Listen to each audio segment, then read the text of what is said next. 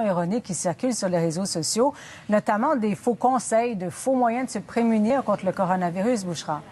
Oui, en effet, c'est quelque chose qu'on a vu circuler énormément dans les dernières 24 heures. C'est une liste de conseils qui proviendraient prétendument de médecins et les gens demandent de les faire circuler, ces informations-là. Mais en fait, quand on vérifie, la plupart de ces conseils sont faux et sont même dangereux. Je vous donne quelques exemples. On dit qu'on pourrait tuer le coronavirus en buvant de l'eau toutes les 15 minutes. Ça n'a aucun fondement.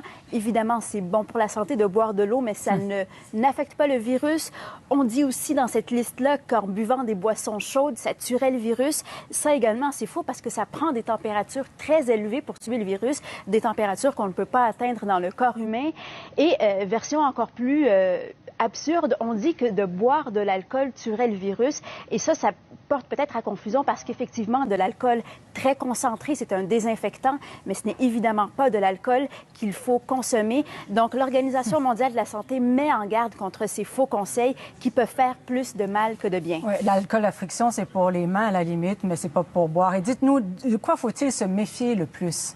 Alors, on constate depuis le début de cette pandémie que les fausses nouvelles, la désinformation, ça suit souvent les mêmes grandes lignes. Donc, premièrement, il n'y a pas de source. On dit que ça vient de médecins et d'hôpitaux, mais on ne sait jamais de qui ça vient. Donc, ça, c'est un signe qu'il faut se méfier parce que les sources, elles sont bien connues. L'OMS, les agences de santé publique.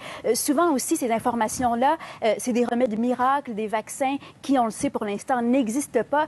Et finalement, ce qu'on voit énormément, ce sont des théories du complot. Donc, on dit, par exemple, que le vaccin aurait été créé en laboratoire, que ça serait une arme biologique. On dit que l'origine du coronavirus aurait été connue depuis longtemps et cachée. Donc, tout ce qui a trait à des complots, à des théories conspirationnistes, pour l'instant, les scientifiques sont catégoriques. Il n'y a aucun fond de vérité à ça. Bouchra, je rappelle que vous faites partie de l'équipe des décrypteurs. Merci d'avoir été avec nous ce soir. Je vous en prie.